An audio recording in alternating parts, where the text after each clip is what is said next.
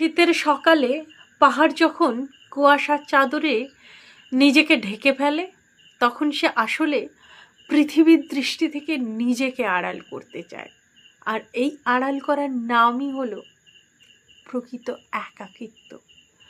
যখন মানুষ নিজের কষ্টগুলো অন্যকে দেখানোর রুচি হারিয়ে ফেলে, যখন মনে হয় কুয়াশার মতো ধূসর কোনো এক আবরণ দিয়ে নিজেকে মুড়িয়ে রাখলে পৃথিবীর কোলাহল থেকে মুক্তি পাওয়া যেত,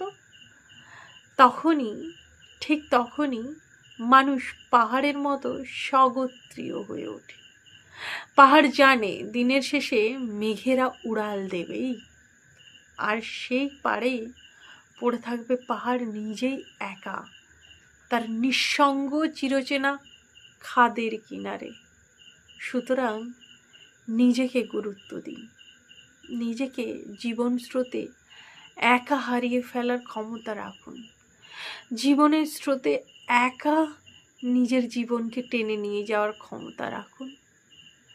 কারোর প্রতি প্রত্যাশা রাখবেন না, কারণ দিন শেষে আপনি